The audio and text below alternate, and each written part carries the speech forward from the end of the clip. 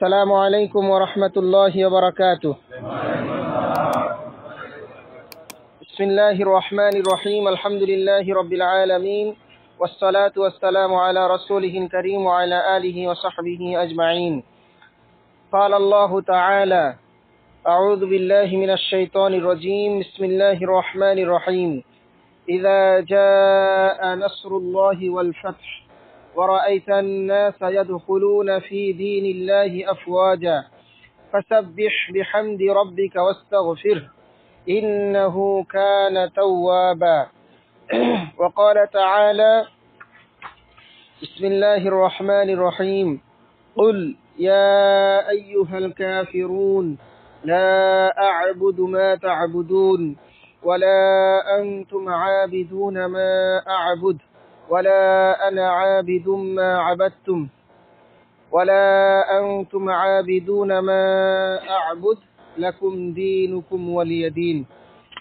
আলহামদুলিল্লাহ, সম্মানিত ভাইরা, আজকে আমাদের মানহাজ তালিমি ক্লাসের তাফসীর বিষয়ের সর্বশেষ ক্লাস। আজকে আমরা দুটো সূরা ইনশাআল্লাহ আলোচনা করব। একটি সূরার নাম হচ্ছে সূরাতুন নাসর আর একটি সূরার নাম হচ্ছে সূরাতুল কাফিরুন। এগুলো সংক্ষিপ্ত ছোট ছোট সূরা, কিন্তু এগুলোর ফজিলত অর্থ অনেক বেশি, অর্থবহ সূরা এগুলো। প্রথমে আমরা সূরা নাসর সম্পর্কে আলোচনা করব ইনশাআল্লাহ। এই সূরাটি শানে নুজুল কি, কোন প্রেক্ষাপটে শানে নুজুল বলা হয় কি, কোন প্রেক্ষাপটে এই সূরাটি নাজিল হয়েছে, কিসের আলোকে, কোন চাহিদার আলোকে এই সূরাটি নাজিল হয়েছে। এই সূরাটির শানে নুজুল হলো, এই সূরাটি সূরা তাওবার পর বিদায় হজের সময় মিনায় অবতীর্ণ হয়েছে। সূরা তাওবা আমরা জানি যে সূরার প্রথমে কোনো বিসমিল্লাহ নাই। কোরআনে এমন একটা সূরা আছে যে সূরার প্রথমে বিসমিল্লাহ নাই। 114টি সূরার মধ্যে একটি মাত্র সূরা আছে যার প্রথমে বিসমিল্লাহ নাই, বাকি 113 সূরাতে বিসমিল্লাহ আছে। এই তাওবা, সূরা তাওবার পর বিদায় হজের সময় আল্লাহ রাসূল সাল্লাল্লাহু আলাইহি ওয়াসাল্লাম যখন শেষ হজটা করেন, এই সময় মিনায় এই সূরাটি নাজিল হয়। মিনা কোথায়? মক্কায়। মিনা কোথায়? মক্কায়। তো মক্কায় নাজিল হয়েছে, অথচ সূরাটি কি মাদানী। কেন? হিজরতের পরে। ঘটনাটা বুঝতে পেরেছেন? আমরা মনে করি যে মক্কায় নাজিল হলেই মনে হয় মাক্কি সূরা, কিন্তু সূরাটি নাজিল হয়েছে মিনায়। মিনাটা কোথায় অবস্থিত? মক্কায় অবস্থিত। তাহলে সূরাটির নাম মাক্কি হওয়া দরকার ছিল না, কিন্তু সূরাটি কোন সূরা? মাদানী সূরা। কেন এই সূরাটি নাজিল হয়েছে? বিদায় হিজরতের পর, রাসূল সাল্লাল্লাহু আলাইহি সাল্লামের শেষ বয়সে এই সূরাটি নাজিল হয়েছে। আমি প্রশ্ন করব যে সূরা নাসর কোথায় নাজিল হয়েছে? তা তো নাজিল হয়েছে মিনাতে। সূরাটি মাদানী সূরা। মোবাইলগুলো সবাই একটু সাইলেন্ট রাখবেন। কোরআন মাজিদের সর্বশেষ সূরা হচ্ছে এটি। আরেকটি গুরুত্বপূর্ণ তথ্য, নাজিল হওয়ার দিক দিয়ে কোরআন মাজিদের পূর্ণাঙ্গ সূরা হচ্ছে এটি, সূরা নাসর। দুটা গুরুত্বপূর্ণ তথ্য। ওবাইদুল্লাহ বিন আব্দুল্লাহ বিন উতবা রাদিয়াল্লাহু তাআলা আনহু বলেন, আমাকে আব্দুল্লাহ বিন আব্বাস রাদিয়াল্লাহু তাআলা আনহু বলেন, মানে যাকে রাইসুল মুফাসসিরিন বলা হয়, মুফাসসিরদের সর্দার, হেড যিনি, তিনি বলছেন যে তুমি কি জানো সমস্ত কোরআনের মধ্যে সর্বশেষ নাজিলকৃত সূরা কোনটি? মানে ওই সাহাবীকে বলছেন। কে বলছেন? রাইসুল মুফাসসিরিন আব্দুল্লাহ ইবনে আব্বাস রাদিয়াল্লাহু তাআলা বলছেন যে তুমি কি জানো কোরআনের সর্বশেষ সূরা কোনটি? আমি বললাম হ্যাঁ। তিনি বললেন কি?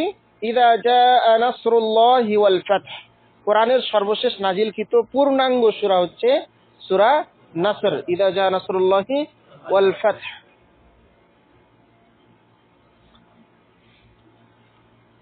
তিনি বললেন যে তুমি সত্য বলেছো। কে বললেন? আব্দুল্লাহ ইবনে আব্বাস। উনি বললেন যখন যে হ্যাঁ এই কোরআনের সর্বশেষ সূরা হচ্ছে সূরা নাসর, তখন আব্দুল্লাহ ইবনে আব্বাস বললেন যে না, হ্যাঁ তুমি ঠিক বলেছো, তোমার কথা ঠিক আছে, তোমার এই তথ্য ঠিক আছে। এই ছিল সূরা নাসরের শানে নুজুল। এই সূরাটি কেন নাজিল হয়েছে, কোন উদ্দেশ্য লক্ষ্য নিয়ে এই সূরাটি নাজিল হয়েছে? আমরা দেখতে পাই এই সূরাতে রাসূল সাল্লাল্লাহু আলাইহি সাল্লামের পবিত্র আত্মার প্রস্থানের ইঙ্গিত প্রদান করা হয়েছে। রাসূল সাল্লাল্লাহু আলাইহি সাল্লাম বিদায় নেবেন, এটার ইঙ্গিত দেয়া হয়েছে এই সূরা নাসরের মধ্যে, সংবাদ দেওয়া হয়েছে। আব্দুল্লাহ ইবনে আব্বাস রাদিয়াল্লাহু তাআলা আনহু থেকে বর্ণিত, তিনি বলছেন যে আমাকে হযরত ওমর রাদিয়াল্লাহু তাআলা আনহু বদর যুদ্ধে অংশগ্রহণকারী বয়স্ক, বৃদ্ধ, প্রবীণ সাহাবীদের, মুরব্বী সাহাবীদের সাথে মজলিসে শুরাই বসাতেন। মানে তাদের যে মিটিং বোর্ড ছিল, ধরেন কি যে পার্লামেন্টিয়ান, এরকম সভার মধ্যে আমি পিচ্ছি একজন সাহাবী, ছোট একজন সাহাবী আমাকে বসাতেন। আমি ছিলাম ছোট, কিন্তু বদর যুদ্ধে তারা অংশগ্রহণ করেছে, মানে ইসলামের সর্বপ্রথম যুদ্ধে। এরকম প্রবীণ সিনিয়র পার্সনদের সাথে আমাকে বসাতেন। তখন তাদের মধ্য থেকে, এই প্রবীণদের মধ্য থেকে কেউ কেউ বললেন যে এই ছোট ছেলেটা আমাদের সাথে কেন, এটা বেমানান, আমরা বয়স্করা এখানে আছি, এই ছোট মানুষটা কেন এখানে আসছে। আব্দুল্লাহর কথা বলছেন, অর্থাৎ আব্বাস রাদিয়াল্লাহু তাআলার ছেলে, এই আব্দুল্লাহর কথা বলছেন যে এই ছোট ছেলেটা এখানে কেন। তখন উমর রাদিয়াল্লাহু তাআলা বললেন যে আপনারা তো জানেন সে কাদের দলভুক্ত, মানে তার বাপ বা সে কাদের সাথে উঠা বসা করে, নবীর সাথে থাকে। তো তাদের এই মনোক্ষুণ্ণ, তাদের এই আপত্তির কারণে উমর রাদিয়াল্লাহু তাআলা আনহু এই আব্দুল্লাহকে একদিন ডাকলেন। তো যখন এই মিটিং বসছে, তখন এই আব্দুল্লাহকে উমর রাদিয়াল্লাহু তাআলা একদিন ডাকলেন। তো এই আব্দুল্লাহ বুঝে নিয়েছেন যে ওদেরকে আমার মেধাটা পরীক্ষা করার জন্য, ওদের সামনে আমি ছোট মানুষ, কিন্তু আমারও যে রাখি মেমোরি যে ভালো, আমারও যে বিচক্ষণতা আছে। অনেক সময় ছোট মানুষ যেটা পারে বড় মানুষেরা পারে না। তো এটা প্রমাণ করার জন্য এইরকম সিনিয়র যারা মেম্বার আছেন তাদের সামনে ডাকলেন যে আব্দুল্লাহ তুমি আজকে আসো। এরপর সবাইকে লক্ষ্য করে জিজ্ঞেস করলেন যে ইদা জাআ নাসরুল্লাহি ওয়াল ফাতহ, এই বাণী সম্পর্কে, এই সূরা সম্পর্কে আপনাদের সবার মতামত কি? যারা সিনিয়র পার্সন আছেন আপনারা কি বলেন, যে এই সূরা থেকে কি উপলব্ধি করেন, কি পান? অনেকেই দেখবেন যে দূরদৃষ্টি সম্পন্ন, মানে এখন থেকে 50 বছর আগে কি, 50 বছর পরে কি হবে, বা 10 বছর পর কি হবে, বা কি হতে যাচ্ছে, এটা কিন্তু সবাই বুঝতে পারে না। কিন্তু অনেক মানুষ রয়েছে যারা বিচক্ষণ, এরা গায়েবের খবর জানে না, কিন্তু বুঝতে পারে যে এই ঘটনা এরকম হতে পারে, পানিটা কোথায় গড়াতে পারে, এরা বুঝতে পারে। তো সবাইকে বললেন যে এই সূরা দ্বারা কি ইঙ্গিত পান, আপনারা কোনো কিছু বুঝতে পান, আলামত কিছু পান এই সূরার মাধ্যমে, সূরা নাসরের মাধ্যমে? তখন তাদের মধ্যে কেউ কেউ উত্তরে বললেন যে এই সূরায় আল্লাহ তাআলা আমাদেরকে তার প্রশংসা করার কথা বলেছেন, আর বলেছেন যে ইস্তিগফার করতে, ফাসাব্বিহ বিহামদি রাব্বিকা ওয়াস্তাগফির ইন্নাহু কানা তাওয়াবা। এই কথাগুলো আল্লাহ বলতে বলেছেন। কেউ কেউ বলল, আর কেউ কেউ বলল কিছুই বলল না, নীরব থাকলো, অথচ ওনারা হচ্ছেন সিনিয়র মানে মেম্বার, তারপরেও কিছু বললেন না। এবার ওমর রাদিয়াল্লাহু তাআলা বললেন যে হে ইবনে আব্বাস, মানে আব্দুল্লাহ ইবনে আব্বাস, মানে আব্বাসের ছেলে আব্দুল্লাহ বললেন যে হে ইবনে আব্বাস, তুমিও কি অনুরূপ বলো, মানে ওরা যা বলছে, ওনারা যা বলছে, তুমি কি এরকম বলো, নাকি তুমি নতুন কিছু সংবাদ পাও, এর মধ্যে থেকে কিছু বুঝতে পারো? আমি বললাম, মানে আব্দুল্লাহ বলছেন যে আমি বললাম না। তিনি বললেন তবে তোমার কথা কি? এই ছোট আব্দুল্লাহ বলছেন যে আমি তাদের সাথে একমত নই, আমি অন্য কোনো ঘ্রাণ পাচ্ছি, অন্য কোনো কিছু বুঝতে পারছি। কি বললেন?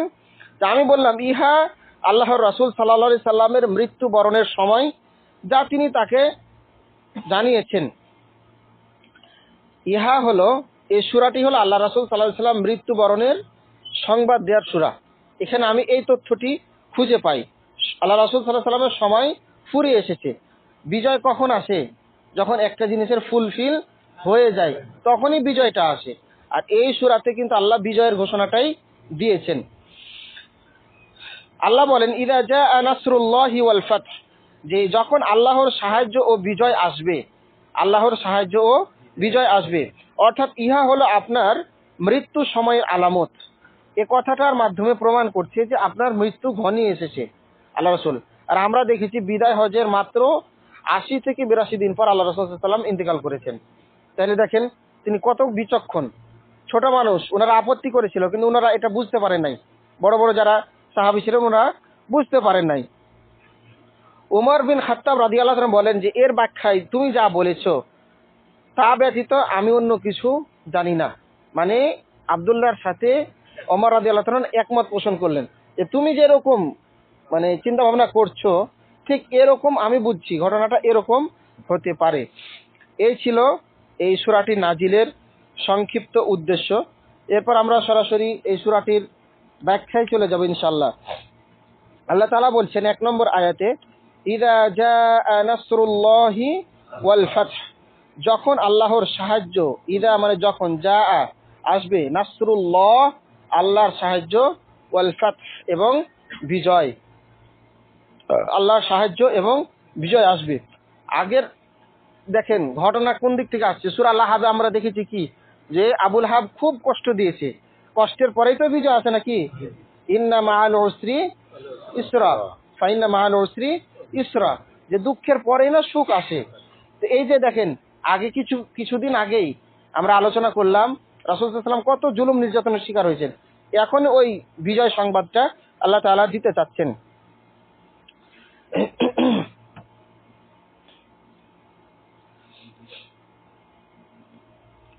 আল্লাহ তাআলা বলছেন যে ইদা জাআ নাসরুল্লাহ, নাসরুল্লাহ মানে আল্লাহর সাহায্য আসবে কার উপরে, কার ব্যাপারে, মানে আপনার এই যে শত্রু রয়েছে, আদুবুক মানে আপনার যারা শত্রু রয়েছে তাদের উপর আপনি বিজয় পাবেন, আল্লাহ আপনাকে সাহায্য করবেন। আর ফাতহ শব্দের অর্থ হলো যে মানে আপনার এই বিজয় আসা, বিজয়টা কিভাবে আসবে, মক্কা বিজয়। এর কিছুদিন পরেই আল্লাহ রাসূল সাল্লাল্লাহু আলাইহি সাল্লাম মক্কাটাকে, যে মক্কা থেকে তিনি বিতাড়িত হয়েছিলেন, হিজরত করতে বাধ্য হয়েছিলেন, সে গোটা মক্কা আল্লাহ রাসূল সাল্লাল্লাহু আলাইহি সাল্লামের হাতে চলে এসেছিল, অথচ তিনি কোনো প্রতিশোধ গ্রহণ করেননি। এরপরের আয়াতে বলা হচ্ছে যে ওয়ারাআইতান নাসা ইয়াদখুলুনা ফি দীনিল্লাহি আফওয়াজা, বিজয়টা কিভাবে আসবে, দেখেন আল্লাহর সাহায্যটা কিভাবে আসবে, যে ওয়ারাআইতান নাসা আপনি দেখবেন যে লোকেরা, ইয়াদখুলুনা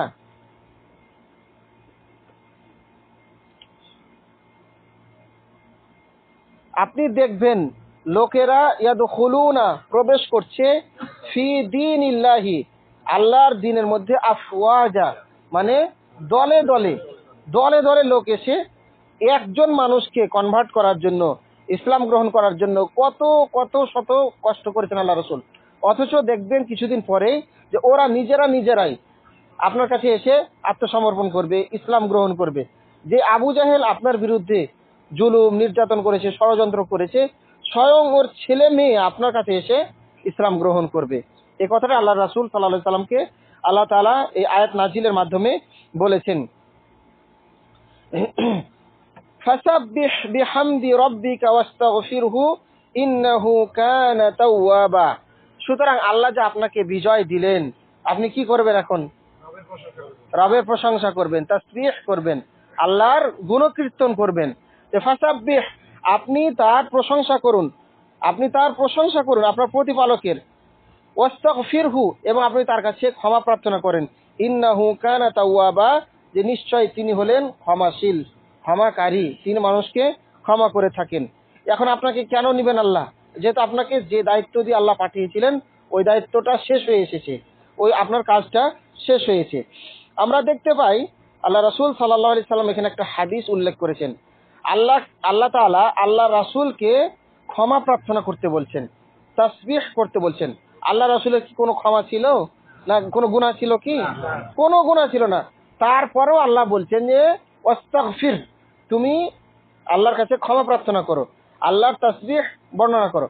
অন্য হাদিস আল্লাহ রাসূল সাল্লাল্লাহু আলাইহি ওয়াসাল্লাম বলছেন যে আমি কমপক্ষে দিনে রাতে 70 থেকে 100 বার পর্যন্ত আমি তাওবা ইস্তিগফার করতাম আল্লাহর কাছে, অথচ তার কোনো গুনাহ নেই।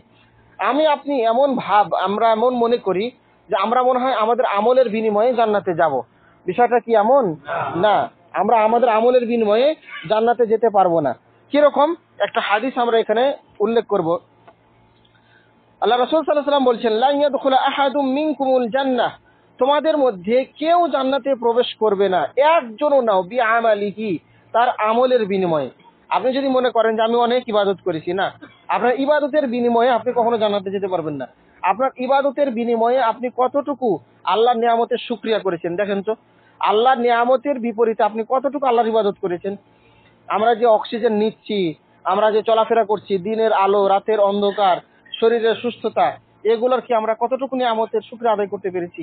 এই জন্য আল্লাহ রাসূল সাল্লাল্লাহু আলাইহি ওয়াসাল্লাম বলছেন যে কোনো মানুষ তার আমলের বিনিময়ে জান্নাতে যাবে, বিষয়টা এমন না। দেখেন, এটা আমাদের জন্য। সাহাবীরা প্রশ্ন করলেন যে ক্বালু ওয়ালা ওয়ালা আনতা ইয়া রাসূলুল্লাহ, ওয়ালা আনতা ইয়া রাসূলুল্লাহ। সাহাবীগণ বললেন যে ইয়া রাসূলুল্লাহ, আপনিও কি ঠিক অনুরূপ যে আপনার আমলের বিনিময়ে আপনি জান্নাতে যেতে পারবেন না আল্লাহর অনুগ্রহ ছাড়া? তখন আল্লাহ রাসূল সাল্লাল্লাহু আলাইহি ওয়াসাল্লাম বললেন যে ক্বালু ওয়ালা আনা ইল্লা আন ইয়াতাগাম্মাদানি আল্লাহু বিরহমাতিহি। হ্যাঁ, ঠিক আমিও আমার আমলের বিনিময়ে জান্নাতে যেতে পারবো না, কিন্তু আল্লাহ আমার প্রতি রহম করেছেন, যার প্রতি আল্লাহ দয়া করেছেন সে ব্যক্তি কেবলমাত্র জান্নাতে যেতে পারবে। এই সূরাটি যখন নাজিল হয়, আল্লাহ তাআলা বললেন না যে তোমাকে এখন বিজয় দিয়েছি, তুমি এখন বেশি বেশি করে তাসবিহ পাঠ করো। তখন আল্লাহ রাসূল সাল্লাল্লাহু আলাইহি সাল্লাম সাজদাতে গিয়ে, রুকুতে গিয়ে বেশি পরিমাণে এখন সুবহান রাব্বিয়াল আ'লা, সুবহান রাব্বিয়াল আযীম এটা পড়তেন। এই শেষ বয়সে এসে আরো পরিমাণটা বাড়িয়ে দিলেন। কেন? আল্লাহ যে বললেন। তো এই শেষ বয়সে এসে আল্লাহ রাসূল সাল্লাল্লাহু আলাইহি সাল্লাম অন্য একটি দোয়া পড়তেন, সুবহানাকা আল্লাহুম্মা রাব্বানা ওয়া বিহামদিকা আল্লাহুম্মা গফিরলি। সুবহান রাব্বিয়াল আযীম পড়লেও হবে, সুবহান রাব্বিয়াল আ'লা পড়লেও হবে। আরো অনেক দোয়া রয়েছে, যেমন সুবহুন কুদ্দুসুন রব্বুনা রব্বুল মালাইকাতি ওয়ার রূহ। তারপর আছে সুবহানাকা আল্লাহুম্মা রাব্বানা ওয়া বিহামদিকা আল্লাহুম্মা গফিরলি। এই দোয়াটি আল্লাহ রাসূল সাল্লাল্লাহু আলাইহি ওয়াসাল্লাম খাস করে এই শেষ বয়সে এসে বেশি বেশি করে পাঠ করতেন। এই ছিল এই সূরার সংক্ষিপ্ত মোটামুটি তাফসীর। আমরা এই সূরা থেকে কি শিখলাম? এই সূরা থেকে আমরা যা শিখেছি, এক নাম্বার হচ্ছে যে আল্লাহর সাহায্য আসবেই, আপনি যদি ঈমান ও তাকওয়ার উপরে থাকতে পারেন, অবশ্যই আসবে, আজ হোক কাল হোক। আল্লাহ রাসূলকে যখন আল্লাহ তাআলা এত পরীক্ষা করেছেন, সময় নিয়েছেন, আমি আপনি মনে করি যে একদিন দুই দিন দোয়া করে দোয়া কবুল হচ্ছে না, তখন আমরা বলি যে এত দোয়া করছি আল্লাহর কাছে, কান্নাকাটি করছি, দোয়া কবুল হচ্ছে না।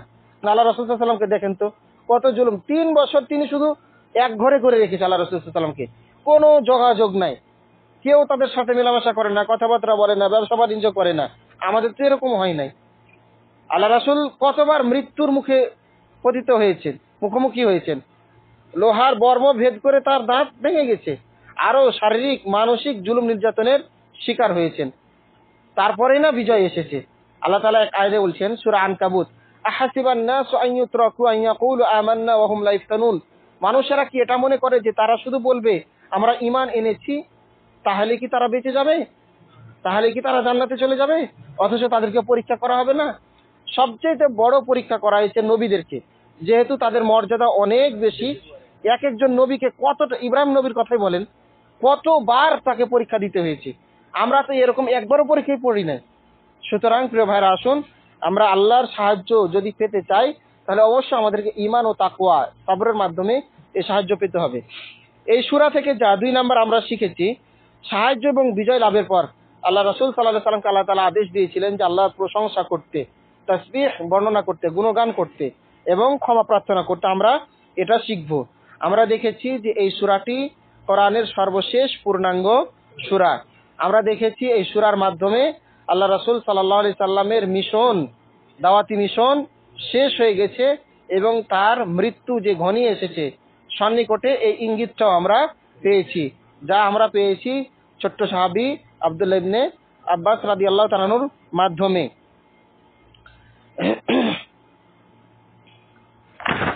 এরপর আমরা দ্বিতীয় যে সূরাটি আলোচনা করব সেটি হলো সূরাতুল কাফিরুন। আমাদের তাফসীর ক্লাসের সর্বশেষ সূরা, সূরা আল কাফিরুন।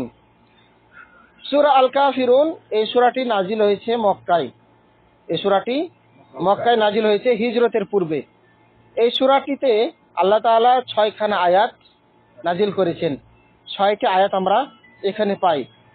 এই সূরাটিতে একজন মুসলিমের শিরক থেকে নিজেকে মুক্ত করার ঘোষণা বারবার রিপিট করা হয়েছে। একজন মুসলিম, আমরা যারা ঈমানদার, আমরা শিরকের সাথে কখনো আপোষ করি না। আল্লাহ রাসূল সাল্লাল্লাহু আলাইহি সাল্লামও কখনো আপোষ করেন নাই। এই কথাটা একবার বলা হয়েছে না বারবার? বারবার কথা বলা হয়েছে যে তোমরা যাদের ইবাদত করো আমরা তার ইবাদত করি না, আর আমি যার ইবাদত করি তোমরা তার ইবাদতকারী নও। এই কথাটি আল্লাহ রাসূল সাল্লাল্লাহু আলাইহি সাল্লামকে আল্লাহ তাআলা বারবার রিপিট করেছেন। এই সূরাটি নাজিলের উদ্দেশ্য হলো শিরকের সাথে সম্পর্ক ছিন্ন করা। আমি জিজ্ঞেস করব আলোচনা শেষে যে এই সূরা কাফিরুন নাজিলের উদ্দেশ্য কি। সূরা কাফিরুন নাজিলের উদ্দেশ্য হলো শিরকের সাথে সম্পর্ক ছিন্ন করা, শিরকের সাথে সম্পর্ক ছিন্ন করা। আর সূরা ইখলাসে দেখেছিলাম আল্লাহর পরিচয়, তাওহীদের সাথে সম্পর্ক স্থাপন, তাওহীদের সাথে সম্পর্ক স্থাপন। আর সূরা কাফিরুন শিরকের সাথে সম্পর্ক ছিন্ন করা। সাবাবুন নুজুল, এই সূরা কাফিরুন কেন নাজিল হয়েছে, কোন প্রেক্ষাপটে নাজিল হয়েছে? আমরা দেখতে পাই যে কুরাইশ কাফের সম্প্রদায় মূর্খতার কারণে রাসূল সাল্লাল্লাহু আলাইহি সাল্লামকে আহ্বান করলো। রাসূল সাল্লাল্লাহু আলাইহি সাল্লামকে যখন তারা বিভিন্ন প্রকার প্রলোভন দেখিয়ে শান্ত করতে পারলো না, যখন তার দাওয়াতি কাজ থেকে তাকে বিরত রাখতে পারলো না, শুধু প্রলোভন না, জুলুম নির্যাতন করেও যখন তাকে তার দাওয়াতি কাজ বন্ধ করতে পারলো না, তখন তাকে বিভিন্ন ধরনের অফার দেওয়া হলো যে তোমাকে রাজত্ব দেওয়া হবে, তোমাকে ক্ষমতা দেওয়া হবে, তোমাকে ধনী করে দেওয়া হবে, তোমাকে সুন্দরী নারীদের সাথে বিবাহ দিয়ে দেওয়া হবে, ইত্যাদি ইত্যাদি অফার দেওয়ার পর যখন কোনো কিছুতে কাজ হচ্ছিল না, তখন এই একটা অফার করলো। কি অফার করলো? যে তিনি 1 বছর তাদের মূর্তির পূজা করবেন। তাকে একটা অফার দিল যে ঠিক আছে, তোমার দাওয়াত তুমি প্রচার করো, তো তুমি 1 বছর আমাদের মূর্তির পূজা করবে, আমরা 1 বছর তোমাদের মূর্তির তোমার রবের ইবাদত করব। এই কথাটি তিনি তারা এই মক্কার কুরাইশ কাফেররা এই অফারটি করলো। এই প্রেক্ষাপটে আল্লাহ রাসূল সাল্লাল্লাহু আলাইহি সাল্লাম বললেন যে আমি তোমাদের এই শিরক করি না, নিজেকে শিরক থেকে মুক্ত ঘোষণা করলেন। এই প্রেক্ষাপটে এই সূরাটি নাজিল হয়েছে। এটা সহজ করে যদি বলতে হয়, সূরা কাফিরুন কোন প্রেক্ষাপটে নাজিল হয়েছে? যখন মক্কার কুরাইশ মুশরিকরা যখন মুহাম্মদ সাল্লাল্লাহু আলাইহি সাল্লামকে এই অফার দিল যে তুমি 1 বছর আমাদের মূর্তির ইবাদত করবে, পূজা করবে, আর আমরা 1 বছর তোমার রবের, তোমার ইলার ইবাদত করব, তখন আল্লাহ তাআলা এই সূরাটি নাজিল করেন শিরক থেকে সম্পর্ক ছিন্ন করার জন্য। চলুন আমরা একটা হাদিস এখানে উল্লেখ করতে পারি। আন ইবনে আব্বাস, সাহাবী ছোট হলেও কিন্তু অনেক হাদিস বর্ণনা করে গেছেন। আব্দুল্লাহ ইবনে আব্বাস রাদিয়াল্লাহু তাআলা আনহু বলছেন যে দাআত কুরাইশ রাসূলুল্লাহ সাল্লাল্লাহু আলাইহি ওয়াসাল্লাম, কুরাইশরা একবার আল্লাহ রাসূল সাল্লাল্লাহু আলাইহি সাল্লামকে ডাকলো কিভাবে, মানে বুঝ দেওয়ার জন্য। ইলা আন ইউতুহু মালান, ডাকলো যে তোমাকে আমরা অনেক মাল দিব। ডাকার পর বলল যে আমরা তোমাকে অনেক মাল দিব। ফায়াকুনু আগনা রাজুলুন বিমাক্কাতা, এমন মাল দিব যে মক্কার সর্বশ্রেষ্ঠ একজন ধনী তুমি হবা। গানি মানে তো আমরা জানি যে ধনী, কিন্তু আগনা মানে মিলিয়নিয়ার তোমাকে আমরা বানাই দিব, মক্কার শ্রেষ্ঠ ধনী বানাই দিব। ওয়ায়ুজাউবিজুহু, জাওজ মানে কি? বিবাহ, বিয়ে শাদী করা। তো তোমাকে আমরা বিয়ে শাদী করাই দেব। মা আরাদা মিনান নিসা, যাকে তুমি চাইবা, মক্কার যে নারীকে তুমি চাইবা যে একে আমি বিয়ে করব, তার সাথে তোমাকে বিয়ে দিয়ে দেওয়া হবে। আরো কিছু কথা প্রলোভন দেখা হয়েছিল। ফাকালু হাদা লাকা ইনদানা ইয়া মুহাম্মদ, এরপর বলল যে মুহাম্মদ তোমার জন্য এগুলো আমাদের পক্ষ থেকে আমরা দিব। ওয়াকাফা আন শাতমি আলিহাতিনা, তো এর বিনিময়ে আমরা যেটা চাই, তোমাকে ক্ষমতা দিব, ধনী বানাই দেব, বিয়ে শাদী দিয়ে দিব। এর বিনিময়ে আমরা কি চাই? যে তুমি আমাদের যে ইলাহগুলো রয়েছে, 360টি মূর্তি রয়েছে, এই 360টি মূর্তির বিষয়ে তুমি কিছু বলবা না, গালিগালাজ করবা না, কোনো মানে এগুলা যে বেহক না হক এ ব্যাপারে তুমি কিছুই বলবা না, চুপচাপ থাকবো, মানে তোমার দাওয়াতি মিশন বন্ধ রাখবা। ওয়ালা তুযাক্কিরহা বিশার, এদের নিন্দা করবে না তুমি। এরপর আল্লাহ রাসূল সাল্লাল্লাহু আলাইহি সাল্লাম বললেন যে ফাইন্না নারিদু আলাইকা খাসরাতুন ওয়াহিদা ওয়ালাকা ফিহা সালাহ। ক্বাল ওয়া মা হিয়া? ক্বাল তা'বুদু আল্লাত ওয়াল উজ্জা সানা ওয়া না'বুদু আলিহাতুকা সানা। এগুলো প্রস্তাব দেওয়ার পর যখন আল্লাহ রাসূল প্রত্যাখ্যান করলেন, তখন সর্বশেষ যে কথাটি বলা হলো যে 1 বছর সানা আমাদের রবের তুমি ইবাদত করবে, আর আগামী বছর আমরা তোমার রবের ইবাদত করব। এই প্রস্তাবের এই প্রেক্ষাপটে এই সূরাটি নাজিল হয়েছে। এই সূরাটি কখন কখন পাঠ করতে হবে? সূরা কাফিরুন আমরা দেখেছি অত্যন্ত গুরুত্বপূর্ণ একটা সূরা, 4 কুলের মধ্যে 1 কুল। দেখেন কখন সূরাটি পাঠ করা সুন্নাত, আপনারা শুধু শুনে যাবেন না, বাসায় গিয়ে কিন্তু আমল করবেন। মসজিদে গিয়ে আমল করবেন। আমরা যখন ওমরা করি বা হজ করি, হজ করার পর 2 রাকাত সুন্নাত নামাজ পড়তে হয় না? মাকাম ইব্রাহিমকে সামনে নিয়ে, এই মাকাম ইব্রাহিমকে সামনে নিয়ে যখন আপনি 2 রাকাত নামাজ পড়বেন, প্রথম রাকাতে পড়বেন সূরা ফাতিহার পর কুল ইয়া আইয়ুহাল কাফিরুন, একটা জায়গা পাইলেন সূরা কাফিরুন পড়ার, সূরা কাফিরুন পড়বেন। আর দ্বিতীয় রাকাতে সূরা ফাতিহার পর সূরা ইখলাস পাঠ করবেন। এটা কখন? তাওয়াফের পর। বাবুল ভাই কখন? মনে থাকবে তো? একজনকে নাম করে বললাম, সবাই আমলটি করবেন। আমাদের সাথে উমরায় গেলে আমরা বলে দেই বাসের মধ্যে। দ্বিতীয় হচ্ছে ফজর এবং মাগরিবের সুন্নাত নামাজে। অন্য সূরা দিয়ে নামাজ পড়লে নামাজ হবে না এমনটা না, নামাজ হবে। যে সূরা দিয়ে, সূরা বাকারা পারলে আপনি সূরা বাকারা দিয়ে নামাজ পড়েন, কিন্তু সুন্নাত হচ্ছে মাগরিব এবং ফজরের সুন্নাত নামাজে প্রথম রাকাতে সূরা ফাতিহার পর সূরা কাফিরুন, দ্বিতীয় রাকাতে সূরা ফাতিহার পর সূরা ইখলাস।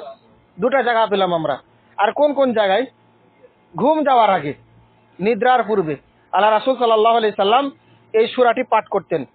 উরওয়া বিন নাওফেল রাদিয়াল্লাহু তাআলা থেকে বর্ণিত, তিনি তার পিতা থেকে বর্ণনা করেছেন, আল্লাহ রাসূল সাল্লাল্লাহু আলাইহি সাল্লাম এই সাহাবীকে নওফেলকে বলছেন যে ইকরা কুল ইয়া আইয়ুহাল কাফিরুন, তুমি সূরা কাফিরুন পাঠ করো, সুম্মা নাম, অতঃপর তুমি ঘুমাও, সুম্মা নাম আলা খাতিমাতিহা, এটা পাঠ করার পর তুমি ঘুমাও, ফাইন্নাহা বারাআতুন মিনাশ শিরকি, কেননা এই সূরাটি হচ্ছে শিরকে ছিন্নকারী সূরা।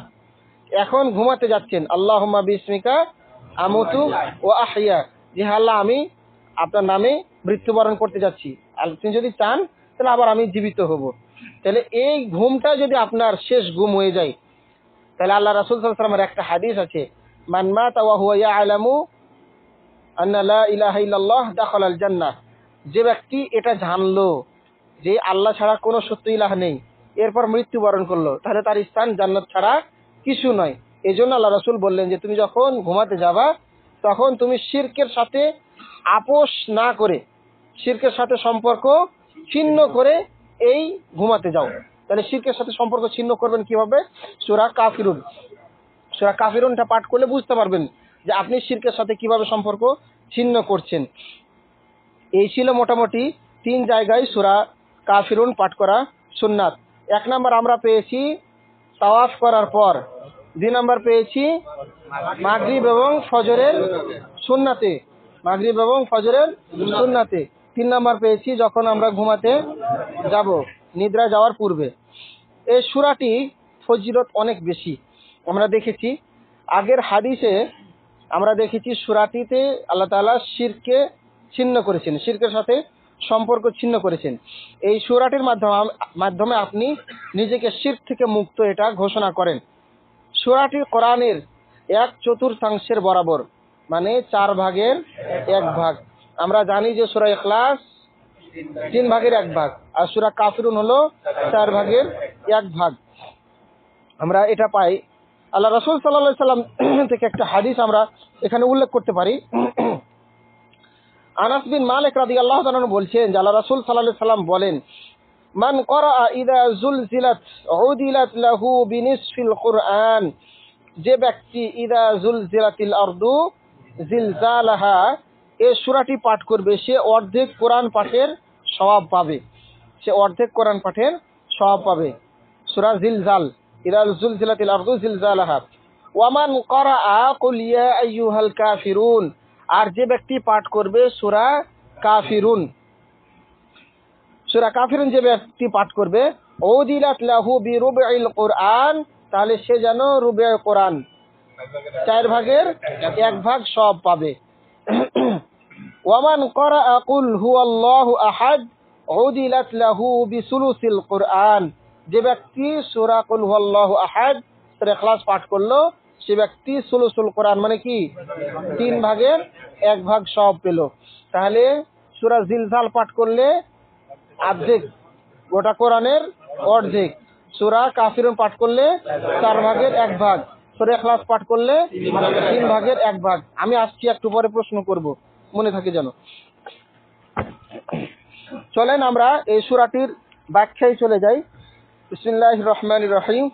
আল্লাহ তাআলা বলছেন, কুল ইয়া আইয়ুহাল কাফিরুন, কুল মানে বলো। কাকে বলছেন আল্লাহ?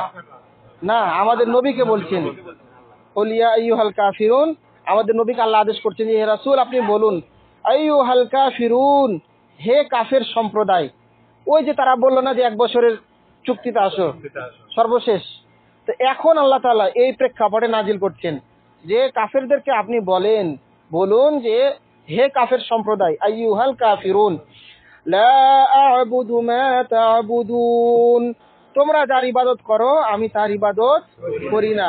লা আ'বুদু, আমি ইবাদত করি না, মা তা'বুদুন, তোমরা যার ইবাদত করো। মানে তোমরা যে অফারটা দিয়েছো আমি সেই অফারে রাজি নই, ওটা আমার পক্ষে সম্ভব না।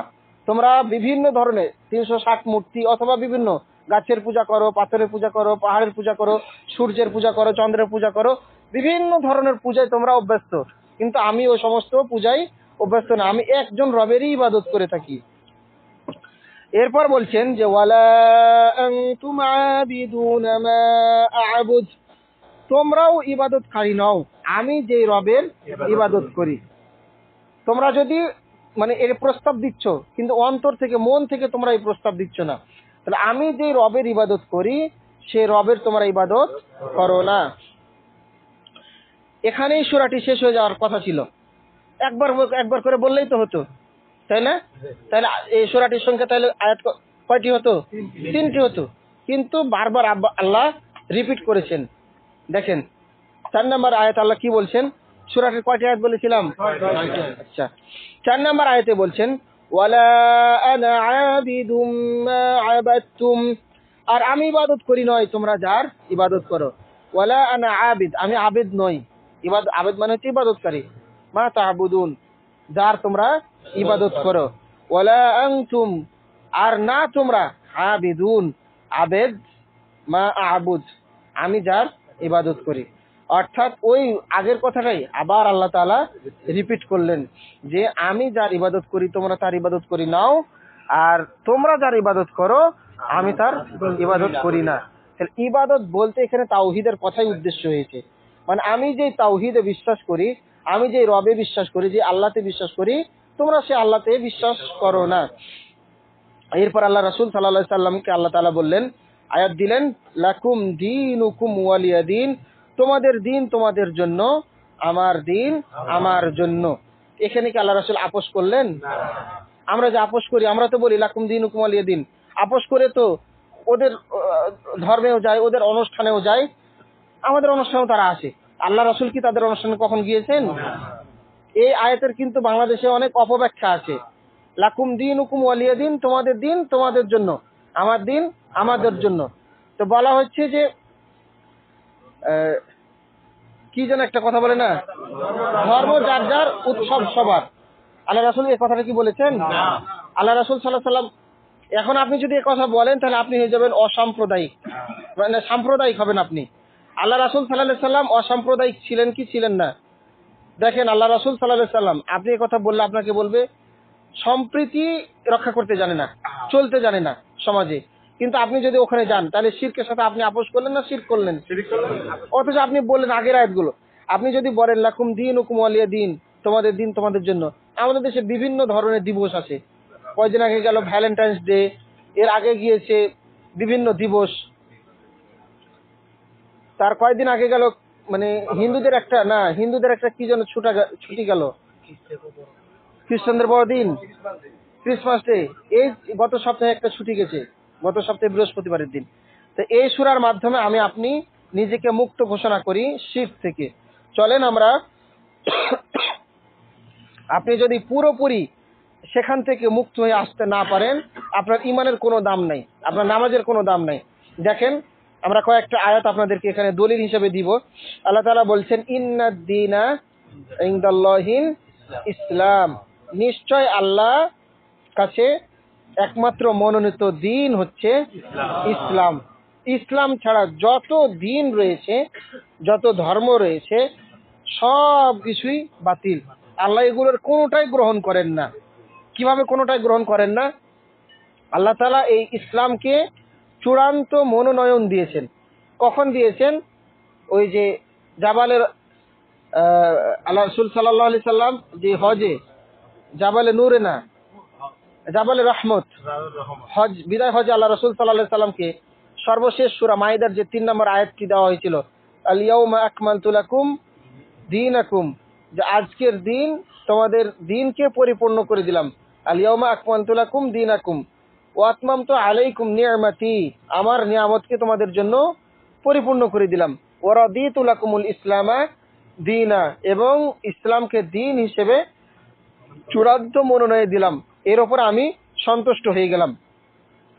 অন্য জায়গায় আল্লাহ বলছেন ওয়ামাই ইয়াবতাগি গায়রাল ইসলাম, যে ব্যক্তি ইসলাম ব্যতীত অন্য কিছু খুঁজে, ফালাই ইউকবালা মিনহু, আল্লাহ সেটা কখনোই গ্রহণ করবেন না। যেভাবে আল্লাহ রাসূল সাল্লাল্লাহু আলাইহি সাল্লাম বারবার রিপিট করেছেন যে তোমাদের দিন তোমাদের জন্য, তোমাদের ধর্ম তোমাদের জন্য, তোমরা যে রবের ইবাদত করো আমি সেই রবের ইবাদত করি না, আমি যে রবের ইবাদত করি তোমরা সেই রবের ইবাদতকারী নও।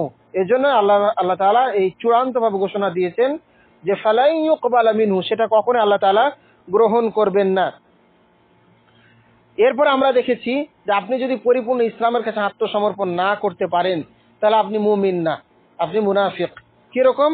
আপনি সম্প্রীতির নামে এখানেও যাচ্ছেন এখানেও যাচ্ছেন, দুধও খাচ্ছেন মদও খাচ্ছেন, দুধও খাচ্ছেন মদও খাচ্ছেন। যে দুধ ছাড়তে পারেন না কেন? পুষ্টি আছে। মদ ছাড়তে পারেন না কেন? নেশা আছে, অনেক টেনশন আছে, একটু দূর করা লাগবে। তো যাই হোক, সম্প্রীতির নামে এগুলো করা যাবে না। আল্লাহ তাআলা বলছেন ইয়া আইয়ুহাল্লাযীনা আমানু দুখুলু ফিস সিলমি কাফা, যে তোমরা ইসলামে প্রবেশ করো আধা আধি, পরিপূর্ণভাবে ইসলামে প্রবেশ করো পরিপূর্ণভাবে, কোনো আপোষ করা যাবে না, শিরকের সাথে কখনো আপোষ করা যাবে না। ওয়া ইন কাযাবুকা ফাকুল লি আমালি ওয়া লাকুম আমালুকুম, যদি তারা আপনাকে বলে সমাজে কোনো শিরকের সাথে আপোষ করা যাবে না, কোনো বিদআতের সাথে আপোষ করা যাবে না, যদি বলে আপনাকে মিথ্যাবাদী, তাহলে আপনি বলুন যে আমালি আমালুকুম, ওয়া ইন কাযাবুকা ফাকুল লি আমালি ওয়া লাকুম আমালুকুম। আল্লাহ রাসূল, আপনাকে যদি তারা মিথ্যাবাদী বলে আপনি বলুন যে আমার আমল আমার জন্য, তোমার আমল তোমাদের আমল তোমাদের জন্য। লানা আমালুনা ওয়া লাকুম আমালুকুম, আমাদের আমল আমাদের জন্য, তোমাদের আমল তোমাদের জন্য। খবরদার শিরক বিদআতের সাথে এজন্য কখনো আপোষ করা যাবে না। আমরা আমাদের আলোচনার একেবারে শেষ পর্যায়ে চলে এসেছি। এই সূরা থেকে আমরা কি শিখলাম? এই সূরা থেকে আমরা যা শিখেছি, 1 নম্বর হলো এককভাবে আল্লাহর জন্য ইবাদত করতে হবে খালেস নিয়তে, খালেস নিয়তে, যা ওয়াজিব একজন মুসলিমের জন্য। শিরক এবং তার অনুসারীদের থেকে সম্পূর্ণ সম্পর্ক ছেদ করা, নিজেকে মুক্ত ঘোষণা করা, এটা ওয়াজিব। বিভিন্ন ধর্মের যারা বলে যে বিভিন্ন ধর্মের মাঝে সম্প্রীতি স্থাপন করা, মানে অসাম্প্রদায়িক চেতনা, যারা বলে যে অসাম্প্রদায়িক চেতনা আমাদেরকে জাগ্রত করতে হবে, এখানে কোনো ধরনের আপোষ করা যাবে না। প্রত্যেকেই নিজ নিজ ধর্ম সম্পর্কে সাম্প্রদায়িক, প্রত্যেকেই। যদিও মানে আমি এগুলো বলতে চাই না, ভারতে দেখেন এই যে বাবরি মসজিদ নিয়ে কিছুদিন আগে কি হলো, এখানে কেউ কিন্তু বিধর্মীরা, এত যে সংগঠন রয়েছে, এত যে দল রয়েছে, এত যে সংস্থা রয়েছে, মুসলমানদের একটা মসজিদ রাতারাতি দখল করে নিল, আবার ওখানে মন্দির স্থাপন করলো, কেউ কি কোনো প্রতিবাদ করলো? এখন আপনি একটা হিন্দুর বাড়ি আপনি জ্বালান নাই, ভাঙ্গেন নাই, কিন্তু কেউ ভেঙেছে, ওদের মধ্যকারী কেউ ভেঙেছে। দেখবেন আন্তর্জাতিক মিডিয়াতে খবর উঠে এসেছে যে মুসলিমরা হচ্ছে সাম্প্রদায়িক, তারা হচ্ছে সাম্প্রদায়িক। এদের মূল টার্গেট হচ্ছে অন্য ধর্ম নাই, এদের মূল টার্গেট হচ্ছে শুধু ইসলাম, শুধু ইসলাম এবং মুসলমান। এজন্য আপনার ধর্মকে টিকিয়ে রাখতে হলে অবশ্যই আপনাকে সাম্প্রদায়িক হতে হবে। আপনি কিরকম সাম্প্রদায়িক? যে আমি শিরকের সাথে কখনো আপোষ করি না, এটা হচ্ছে আপনি সাম্প্রদায়িক। আপনি কিরকম সাম্প্রদায়িক? আমি কখনো বেদাতের কাছে আপোষ করি না। আপনি কিরকম সাম্প্রদায়িক? আমি কখনো নামাজ ছাড়ি না। আপনি কিরকম সাম্প্রদায়িক? আপনি কখনো মিথ্যা কথা বলেন না। আপনি কিরকম সাম্প্রদায়িক? আপনি হারাম খান না। এটাই হচ্ছে সাম্প্রদায়িক। সাম্প্রদায়িক যদি তারা বলে ঠিক আছে আমি সাম্প্রদায়িক, হানিফাম মুসলিমা, আপনাকে একেবারে একনিষ্ঠ মুসলিম হতে হবে, মানে যার মধ্যে কোনো ভেজাল নেই। আপনি এখানেও থাকবেন, 2 নকাতে পা দিবেন, এরকম করা যাবে না, এটাই হয়ে যাবে শিরক। আপনি জানেন যে আল্লাহ রাসূল সাল্লাল্লাহু আলাইহি ওয়াসাল্লাম একটা হাদিস রয়েছে, আল কুফরু মিল্লাতুন ওয়াহিদা, সকল কাফেরদের আদর্শ হলো একটাই। আপনি ইসলামের পক্ষে একাই আছেন, আর সব কাফের গুলো ঠিক ওরা এক হয়ে, ফিলিস্তিনে এত মানুষ মারা যাচ্ছে গাজাতে, কই ওরা তো কার্যকরী কোনো পদক্ষেপ নেয় না। রাখাইনে মুসলমানদের যে এত মিয়ানমারে জুলুম নির্যাতন করা হচ্ছে, কই তারা তো কোনো কার্যকরী কোনো পদক্ষেপ নেয় না। ইসরায়েলকে গোটা বিশ্ব পারলে কি ওকে ওর টুটি চেপে ধরতে পারে না, কিন্তু কই ধরে না তো, চেপে ধরে না তো। এই যে আমেরিকা আফগানিস্তানকে কি করলো, একেবারে ইরাককে কি করলো, কই তারা তো টুটি চেপে ধরে নাই। কিন্তু যখন দেখেন মুসলিমদের ব্যাপারে তারা একেবারে বাঘের মতো থাবা দিয়ে বসে। সুতরাং আল্লাহ রাসূলের এই হাদিস ঠিক যে আল কুফরু মিল্লাতুন ওয়াহিদা, সকল কাফেরদের আদর্শ হলো একটাই, যে ইসলামকে রুখো, ইসলামকে ঠেকাও। এজন্য আমাদেরকে তাদের ব্যাপারে কোনো ধরনের আপোষ, কোনো ধরনের নমনীয়তা, কোনো ধরনের নরম মন মেজাজ হলে চলবে না। ইসলামের ব্যাপারে অবশ্যই আপনাকে সাম্প্রদায়িক হতে হবে, কট্টর না। ইসলামটা আপনাকে পুরোপুরি মানতে হবে, ফিসমি কাফা, পরিপূর্ণভাবে। আমরা আমাদের আলোচনা শেষ পর্যায়ে চলে এসেছি। আমরা আল্লাহ তাআলার কাছে দোয়া করছি, আল্লাহ তাআলা যা আমাদেরকে আলোচনা করার তৌফিক দিয়েছেন, এগুলো যেন আমরা আমল করতে পারি। আল্লাহ তাআলার কাছে এই দোয়া আশা ব্যক্ত করে আজকের আলোচনা আমরা এখানে শেষ করছি। ওয়া সাল্লাল্লাহু আলা নবিয়িনা মুহাম্মদ ওয়া আলা আলিহি ওয়া সাহবিহি আজমাইন।